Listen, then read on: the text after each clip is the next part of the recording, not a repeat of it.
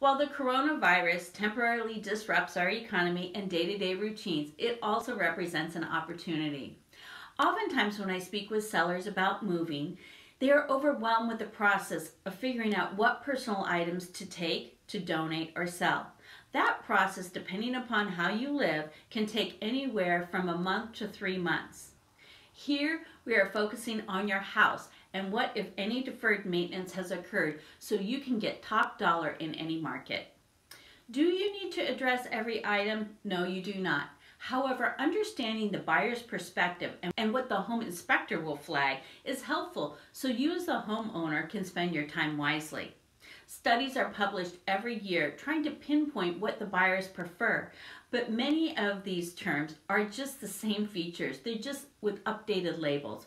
All in all, there are 5 home features to focus upon. They include curb appeal, natural light, neutral paint colors, neutral flooring, and de-theming. For curb appeal, know the buyers drive by your home as soon as it hits the market. If they like what they see, they will make an appointment. This element is one that must be custom to your home and have a big impact from the street. Now, there are so many applications it would be impossible to list them all here, but no matter what you choose, the curb appeal should be well maintained, clean, fresh, current, and unique. Placing a small pot of flowers from the grocery store on the entry stoop will probably have minimal impact, so take some time and do it right. Buyers love natural light with big windows and the sun shining in. Sunlight makes people happy, but not every house has huge floor-to-ceiling windows. However, there are simple things to do to brighten up any home. Replace old dim light fixtures and install additional light fixtures or lamps. Remove curtains and drapes and replace them with shears to let the light stream through the windows. Place a mirror opposite the window to reflect light, and trim tree limbs that shadow the house. And if you do have this situation, know the home inspector will flag it as well. And finally, wash all the windows inside and out. Paint colors are a big draw for a buyer, so let's take time to neutralize the interior. It allows the buyers to focus on 2 elements, the house features and the layout. Wall paint colors should be soft and neutral and light. Light reflects light. Therefore, it's tied to the natural light discussion. Additionally, this step will allow the buyer to make a decision more quickly and not return for as many showings, which is an inconvenience for you as the seller. If you want to add a bold color on a wall, make sure it is the hot new thing. Say goodbye to any wall holes and chip paint. Door jambs, trim, baseboards, and doors, they all need to be in good shape. If you want the door jamb from the kids' heights over the years, replace it and take the memory with you. I've seen some really neat ideas online. Neutral flooring and hardwood are favorites of buyers. So if you have the orange shag carpet, even if the buyers like the 1970s retro look, it's probably pretty old and dirty. So replacing it is a good idea. Remember the chicken theme a few years ago?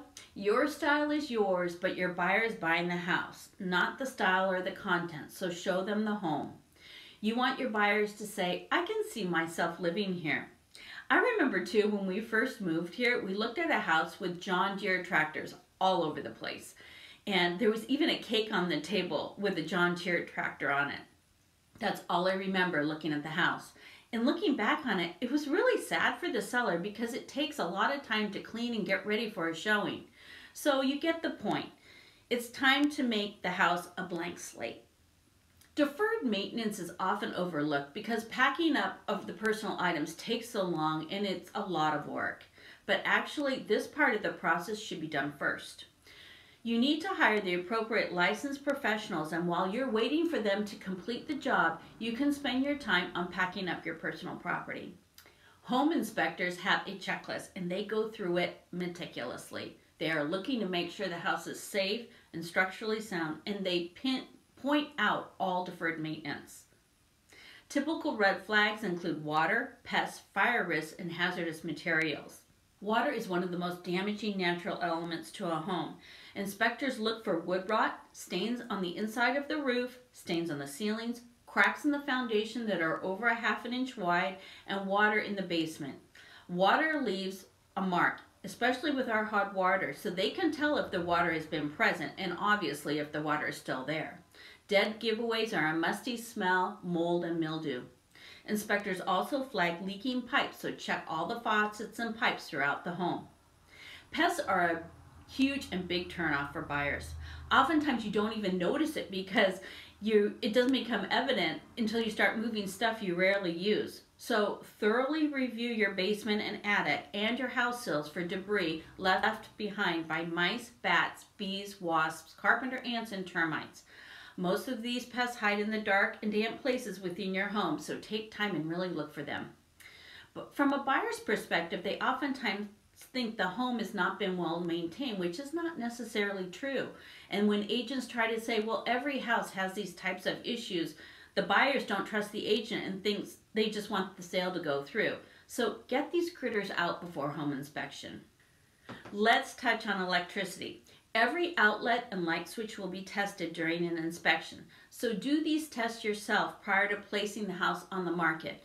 Start by replacing burned out light bulbs and make sure every outlet is grounded. They sell these testers at all the local home stores, and it's really very simple. Now, sometimes there's a switch that controls the plug, and sometimes there's two switches. So put a sticky note on the light switch if this is the case, so the inspector and the buyer know how to activate the electricity in the room. Have your electrician check the wiring and ensure the breakers are up to code. Codes have changed, and so you want to make sure that you have the right gauge wire feeding into the right breaker. This will alleviate any potential fire safety issues.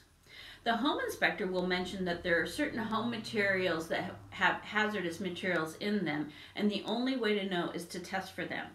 These materials include asbestos, formaldehyde, lead, radon, and oil. Asbestos was most commonly used in exterior home siding, insulation that was wrapped around pipes, blown-in insulation, and flooring tiles. Urethane formaldehyde foam insulation was also used for insulation. However, newer forms of foam insulation are not hazardous.